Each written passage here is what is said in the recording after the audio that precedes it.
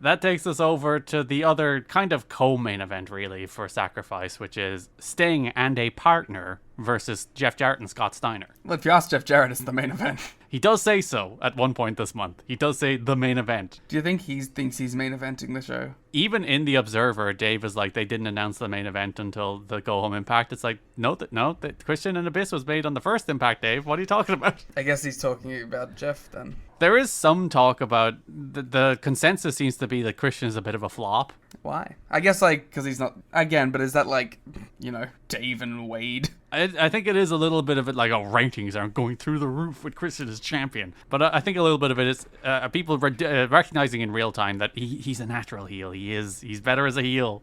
Yeah. It's so funny that Christian is main eventing a giant pay-per-view tomorrow in 2024. Yeah, we are talking about Sacrifice 2006, in which people have written off Christian as a main eventer even here in TNA. And he is about to main event another show 18 years later. Fair enough. Once again, co-main eventing, and he might not even go on last this time. But I think he will. Unless, I guess, the Anarchy in the Arena is the other, like, thing. Honestly, there's maybe more of a case to put Monet on last than Swerve and Christian. Yeah. But we'll see how that plays out. April 27th, Impact. JB has Jarrett and Steiner. At Sacrifice, it will be Jarrett and Steiner versus Sting and a partner of Sting's choosing. Larry walks in and says Sting has asked Jarrett and Steiner to meet Sting in the ring tonight, where we'll find out who his partner is. Ooh. Completely unrelated, we'll talk about it here for no reason whatsoever. Samoa Joe defended the X Division title against Jay Lethal. It's always, like, fun that, like, Joe... Like, in the middle of, like, a World X Cup, there's just, like, matches like this happening. And I do appreciate that, like, Joe, obviously, for reasons we'll get into in a moment, doesn't have an X Division title match at the pay-per-view. So they do, like, a little one on TV. They give you something. But it is funny how, Joe is wrestling Lethal on TV, Shelley is wrestling Christian on TV, in the middle of a tournament in which they're meant to be in. And they are in, to be fair. Joe jumps Lethal in the midst of chaos with Raven, which we'll talk about in a moment. Joe's mid-air interception of a leapfrog is one of my favorite moves. The one where he kind of like drops down, grabs the dude's leg, and just kind of takes them down in a flapjack. Really cool. One of the rare good catch spots. Lethal gets a flurry, but Joe cuts him off with a mid-air ST Joe, not even the corner one, like just snapping him out of the air when he does a springboard, which is also awesome. Wins with the muscle buster. And then Jeff Jarrett's music hits to cut off Joe, and he and Steiner enter, as Joe has a face-off with both Jarrett and Steiner after the match. What could it mean? Which is the second time they've done this, if you remember. Not with Steiner, of course, but with Jarrett they did it last year with the entrances rolling into each other and a face-off. And we were like, I wonder if this will be a thing. Turns out, no, it's not. Sting picks them. Yeah, Jarrett picks. That's the problem. So Jarrett and Steiner are in the ring as Sting enters. Jarrett demands to know who Sting's partner is. Sting says, I'm going to let you choose. 2 tunnels, either side of the building. There's a different wrestler behind each tunnel. Tunnel A, Tunnel B, Tunnel A, Tunnel B. Christy Hemme, you come out here so you can reveal the tunnel. And he's like, Jarrett, you can choose Tunnel A or Tunnel B, or you can also choose neither.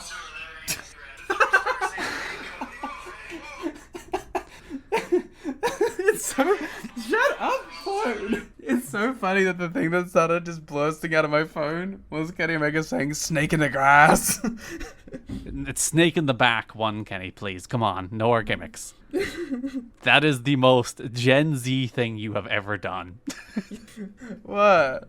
Which is accidentally blare like a TikTok in the middle of It was a Twitter clip. What are you on Twitter for? I thought I had a message. I opened my phone.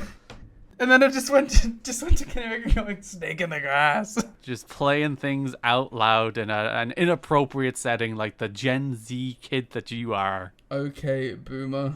I was standing at the bus stop earlier, and there was this dude who was just playing TikToks, like out loud, at a bus stop that had like 10 other people there. It's like, how have we societally allowed this to happen? Was it like very loud or like just on his phone loud? It was just on his phone loud, but still, get fine. headphones. Get headphones. Yeah, that's fine. No.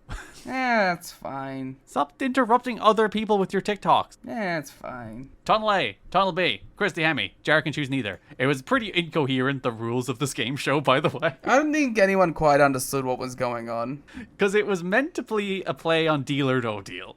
But, like, that's not what Deal or No Deal is either. So the idea is Jarrett could choose one wrestler, another wrestler, or bump it to next week by choosing neither.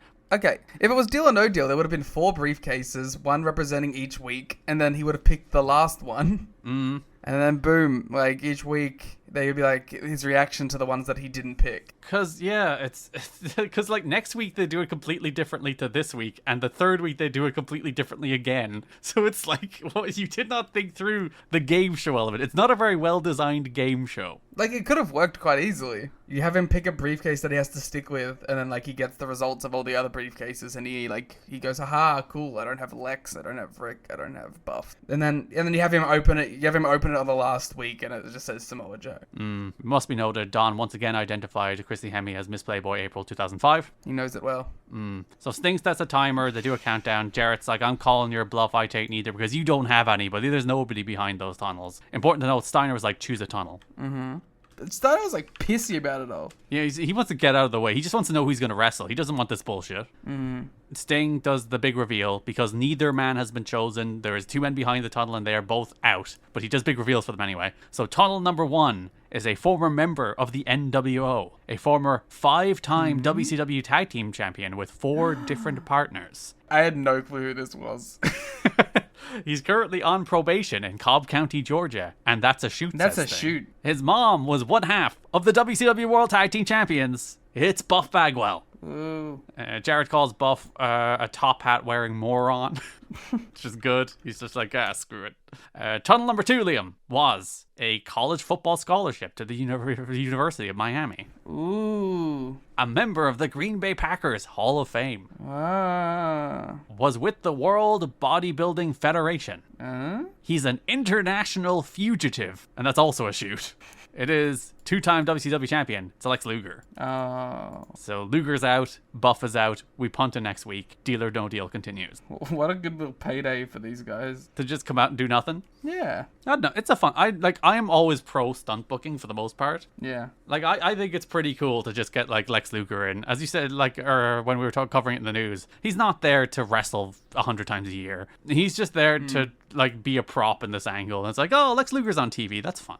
Sting came up with the deal or no deal concept that was played out of the last Impact tapings. The feeling backstage was that he flopped in his attempts at humor and talked too long, so his segments will have to be edited down. Sting is best in small doses, says one TNA wrestler. He did himself harm. He tried to be funny. Instead, he was long-winded and boring. And that's a shoot.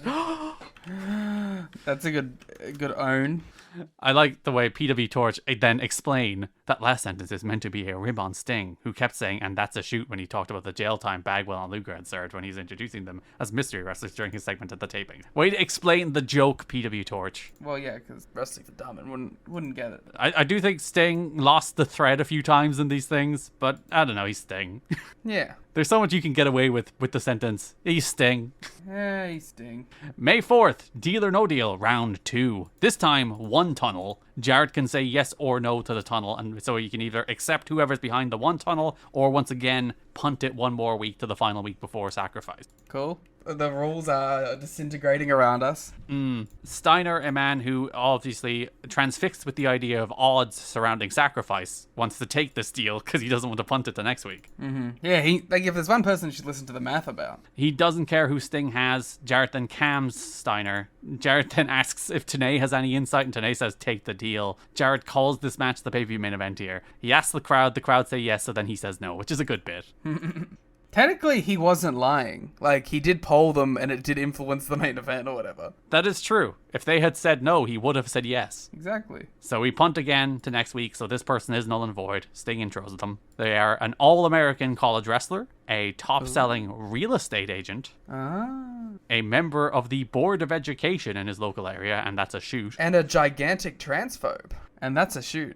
And should not be a member of a Board of Education, frankly. 10-time NWA/WCW Tag Team Champion, an outdoorsman no less, as Christy Hemme reveals that it is Rick Steiner.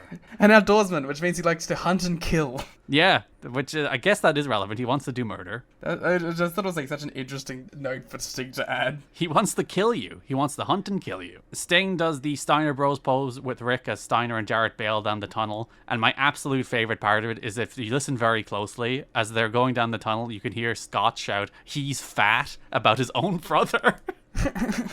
It's the last thing you could hear before they cut away. You just hear, "He's fat." They did a little pose together in the ring. So then that takes us to Go Home Show. Deal or No Deal final round. Sting has Luger, Bagwell, and Rick Steiner with him. Sting gives Jarrett one final choice. Jarrett is fed up, says Sting is out of partners, and he's like, you can't get Hall, you can't get Hogan, you can't get Nash, you can't get Savage. There then is a very small Goldberg chant. Do you think they were still, like, hoping? Well, they did make him a deal or an offer this month, so it's still in the news, but yeah, it's over. But, like, you think, like, the start of this whole, like, the week one, do you think they're like, maybe we can still get Goldberg? Well, this was all filmed in one night. Like, this was filmed they taped the 3 nights of Impact straight after lockdown to help straight the sacrifice. So it might be the case that they did film it with Joe and thinking if we get Goldberg, we'll pivot and just not air the Joe bit. Yeah. But yeah, they did at least commit to it being Joe right after lockdown. So there's not even like, this is where the Deal or No Deal bit falls down, because he kind of offers him a choice, but there's only one guy left. It has to be this guy. Well, it's not a choice. Because they still, like, do the pretense. But the last week wasn't a choice. The whole bit was meant to be that, like, Sting is stuck with whoever this is now. Because Jarrett, like, said no to everyone, and Jarrett thinks he's, like, this cool guy because he's like, you didn't actually have anyone, you're screwed. Like, no one wants to team with you. You had all your options. Like, I outplayed you. You thought I was going to pick one of these guys. Which makes no sense, because, like, why would Sting ever offer this as the final thing if he didn't just have someone as the final thing? Because he was bluffing. It doesn't make any sense. He thought Jarrett would have chosen one of the other guys. He's like, fuck, I have nobody. Cassie Riley, you busy? Yeah. They're all like, sorry, we're not booked. So the payoff of the bit of reading down the accomplishments is so that he can read down these accomplishments to set up the reveal, which I actually thought like is well constructed in terms of like the thought process behind it. Yeah. So he starts running down the accomplishments once again of the person who will now be his tag team partner. So he was a solo performer at the 1984 Olympics in LA. He's a former mortgage broker. Tank Abbott's dad was his high school English teacher. Mm-hmm. I will say, it's very rare that we have an earnest criticism of Mike Tenay and Don West. It's usually just something silly they say. I thought they were hitting this way too hard. Like, oh, he's got no one. That kind of thing. Yeah, every single time Sting read something, they did a big response being like, oh, he's done, he's over, it's done, it's over. It's like, guys, just let it play out. You don't have to hit this that hard. Just leave it play out. Yeah. And they were pointing out that like, oh, Sting is because Sting was doing a delivery, being like, oh, he's a former mortgage broker, as if he was defeated. And they're like, oh, Sting's been defeated. He doesn't seem happy about this. It's like, yeah, I get that. I can hear him speak. You don't have to tell me. I can see it on the screen. He's a former bouncer in Huntington Beach, California. And then Sting suddenly perks up and announces that his partner will be the Samoan submission machine Samoa Joe to a humongous and entirely piped in pop. No. I think like he got a good reaction, but I think it is the case that because they filmed all 3 of these segments in front of the same crowd, the crowd even by the end of it with the Joe reveal was just kind of like burned come out. On. Just get to it. So they did pipe in the pop, and it is very funny how loud that pop is compared to everything else in the show. Sting holds up the Joe's Gonna Kill You t-shirt then, as it will be Sting and Samoa Joe versus Jeff Jarrett and Scott Steiner at Sacrifice. So how'd you feel about Deal or No Deal? I mean, I didn't hate it. I mean, it was fun. Like, it was in that, like, it wasn't quite comedy, but it was, like, it was wacky. Maybe, like, all the segments ran a little long for me. But, yeah, that's it, really. Yeah, I feel like it was a good idea that just needed to be refined a little. Yeah. They needed to think a little harder about how they do the setups and reveals. Because, as I said, I do really like the idea that, like, the running down of accomplishments was the way to tee up, like, the bait and switch of it being Joe. It's like, oh, that's actually kind of clever. But then the way they got to that was a little bit clumsy. You could have just thought about it an extra 10 minutes.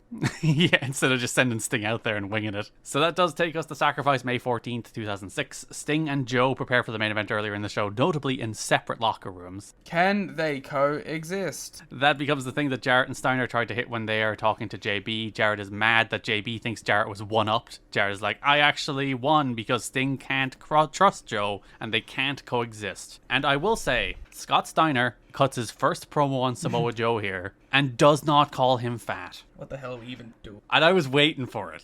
I was like, he's going to call him fat. It's going to be his first promo on Joe, and he's going to immediately call him fat. And he doesn't. It's remarkable restraint from the man. He does call him fat by the time we get to the pay-per-view next month. But fair play to you, Scott. He showed a bit of restraint. Steiner says Joe isn't man enough to beat him and says Joe's winning streak ends tonight. Then Joe also has an interview later. He's like, I don't need to sing Kumbaya to kick somebody's ass. And Steiner built his rep killing people, and I'm going to build my rep killing his. Good line. So Samoa Joe and Sting defeated Jeff Jarrett and Scott Steiner in a match that I kind of loved. It's fun. And you do look at like the reaction to it afterwards. They very like people did seem to see it as a star-making match for Joe. That like it's a big ass spot. Yeah, this is Joe's elevation out of the X division. He is still X champ here, but like he is moving out of the X division. He wrestled Sabu last month. He's in with the main event guys now. He's in with Sting and Jarrett and Steiner, like the big guys who have main evented WCW pay-per-views. And not only did he hang, like the dynamic between him and Steiner in particular, you're like, oh, there's something there. Yeah. Oh, I think it's just truly undeniable, you know. That is the thing. Like, Samoa Joe is a once in a generation talent. Like, he truly is on every level in terms of as a wrestler, as a television performer, as a promo, as a guy with presence and aura. So you put him in with any of these guys who are even like somewhat credible main eventers, and Steiner is fresh off of a WWE run that went pretty disastrously, but Steiner is still Steiner. Like, he's Scott Steiner. You look at him, he's credible, he's legit. When he talks, you're like, that's the most believable man I've ever seen. So you put him against Joe, who is also like the most believable man you've ever seen. In different ways, too.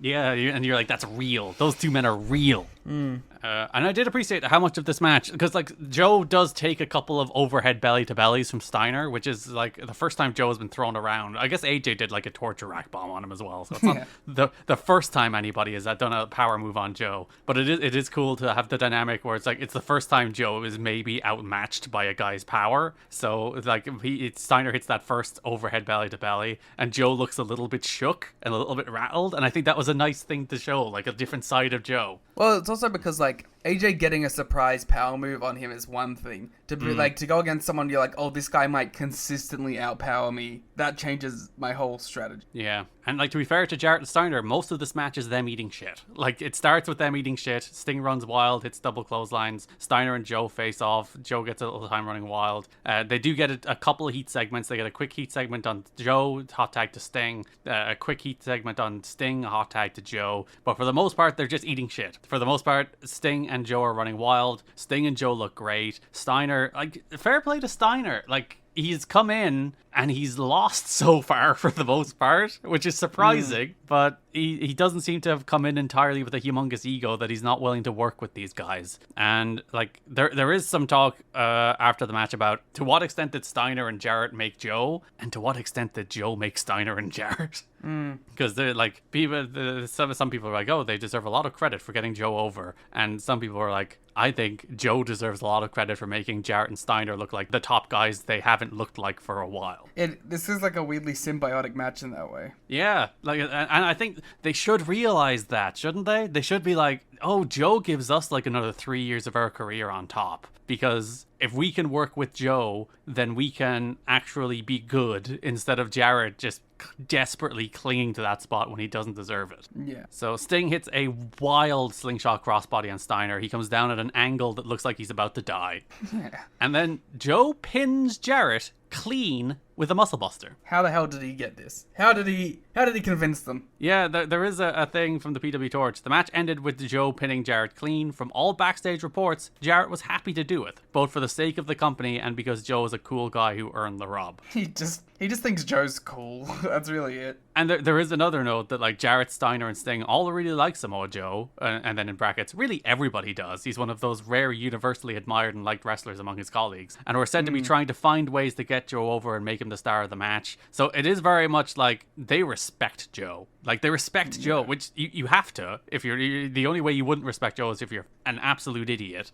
As if you are insane. Yeah, so it is cool to be like, they do actually see it, even though they didn't for a little while last year. Yeah. So then we get a post-match angle where Sting offers Joe a handshake after the match. Joe hesitates. Crowd are like, do it. John West is like, do it. He put you in this spot. You should do it. You owe him.